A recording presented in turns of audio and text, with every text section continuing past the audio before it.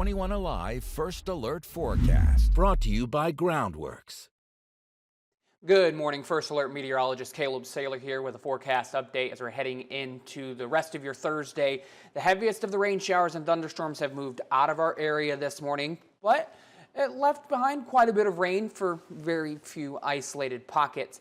Rain totals over the past 24 hours we can see in some spots in Allen County, these areas in dark green, estimated about a ½ inch, and then these spots in yellow in DeKalb County, stretching from just to the southeast of Auburn through Butler and then into Williams County, Ohio. That's an estimated 1 to 1.5 inches. That was one of those thunderstorms that passed through this morning. Probably woke you guys up a little bit early, woke me up a little bit early. I had to tend to the dog, unfortunately.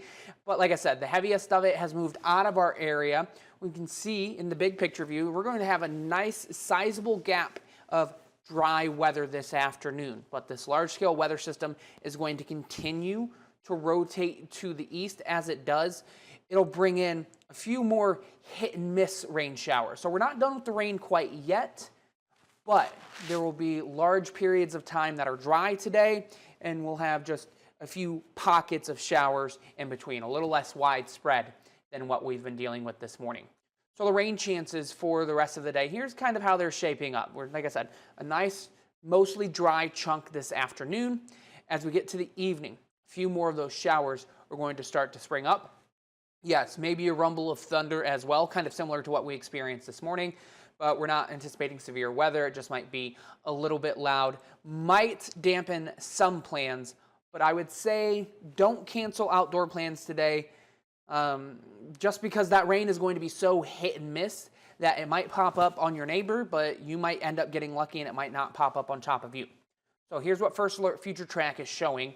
Like I said, that sizable dry period this afternoon. Maybe even a little bit of sunshine. That'll be nice for the afternoon, but that sunshine and the heat, that's going to help generate some energy in the atmosphere for those rain showers to start to bubble up in the late afternoon and the early evening. This is a timestamp at 3 p.m. or about 3:45 p.m. actually, and we're seeing a few of those showers starting to spring up, and they're going to become a little bit more numerous as we get closer and closer to that evening commute. But you can see there's a lot of the area that'll be dry. Like I said, very hit and miss, these showers. And they'll continue throughout the evening. These spots in yellow, these are where some heavier downpours could happen, maybe a rumble of thunder. And then we're done with the precipitation, I'd say, by about midnight or so, and we're actually going to be set up for a dry and fairly nice Friday. So over the next couple of hours, if you're heading out for lunch, whatever your afternoon plans are, here's how the day is shaping up. We'll have those drier conditions, maybe a little bit of sunshine. Temperatures this afternoon warming up into the low 70s. If you're somebody who's heading to the Tin Caps game tonight, first pitch is at 7:05 p.m. at Parkview Field. Like I said, this evening, there's the chance for a stray rain shower to pop up, but do not cancel your outdoor plans on the fact that we're seeing just that little rain icon there. Yes, it's possible, but it's not a slam dunk. That's going to fall right on top of Parkview Field. So I would say best bet this evening for the Tin Caps fan heading out there tonight. Check Tin Caps social media pages to see if the game's going to be canceled. And if you are going out there and the game's not canceled, make sure you have the 21Alive First Alert Weather app downloaded. That's very likely how you got this notification.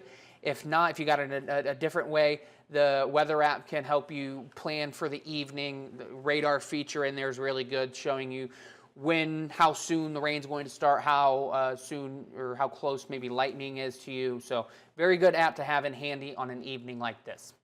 Now let's talk about the rest of the weekend because we do have some more rain coming. Like I said, at the end of the week, Friday, looking like it's going to be dry. Good mix of sun and clouds, maybe a stray sprinkle. Saturday morning, right now, looks to be fairly soggy. So we're kicking off the weekend on a soggy note, but kind of similar to today. It looks like we're going to have a nice dry chunk in the afternoon, beyond the noon hour. Yes, there will be showers around us, and there may be a stray shower on top of us on Saturday, but much of the action on Saturday looks to be mostly in the morning, and then we'll see some more rain showers on Sunday as well. So the weekend could potentially be a little bit soggy at times, but it doesn't look like it's going to be a complete washout. How much rain are we talking here? Well, by the time everything is wrapped up on Sunday, area-wide, we could be talking about a half an inch to maybe an inch of rainfall, with some spots that maybe experiences a few more thunderstorms, could be maybe an inch and a half or so.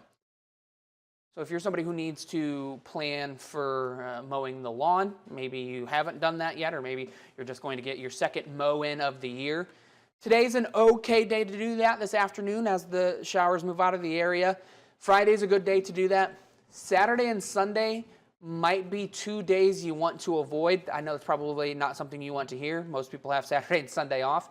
But those are 2 days you might want to avoid having to mow the lawn, just because I expect the ground to be fairly soggy. Maybe not necessarily puddles or anything like that, but it's much easier to mow dry grass than it is wet grass. So Saturday and Sunday I expect the ground to be just a little bit on the soggy side. I had somebody ask me on Facebook, and I want to bring this up real quickly. When's the last frost going to be? They want to get their annuals into the ground. This is the temperature outlook for the next 8 to 14 days, according to the Climate Prediction Center. We zoom in, and we can see there's a lot of oranges, some reds near us. And this time frame is May 9th through the 15th. When we've got all of this orange on top of us, this tells us that temperatures are expected to be above average for this time of year. This is the likelihood of temperatures being above average for the time frame of May 9th through the 15th, and it looks like temperatures are going to be warmer than normal. I've been talking about this for the past couple of weeks, and this depends on where you live. You know, this isn't going to be perfect for everybody, but in the large-scale general sense, it does look like temperatures are expected to stay above freezing for at least the next week and a half. I know that our guidance is typically Mother's Day, but I've been saying for 2 weeks now that the temperature pattern overall looks warmer than normal. We've had a couple of chilly mornings here or there, but I think we're done with the frost. There might be a stray morning here or there over the next week and a half where you might have to cover your plants, but overall, I think we're staying warm. So if you're somebody who wants to get out and plant, get those plants, get your annuals into the ground, I think you're going to be safe to do so. We've seen ground temperatures get to and above 50 degrees for at least, I'd say, the past 7 days. And it's kind of, in some spots, fluctuated a little bit. But overall, I believe that we're safe to plant at this point.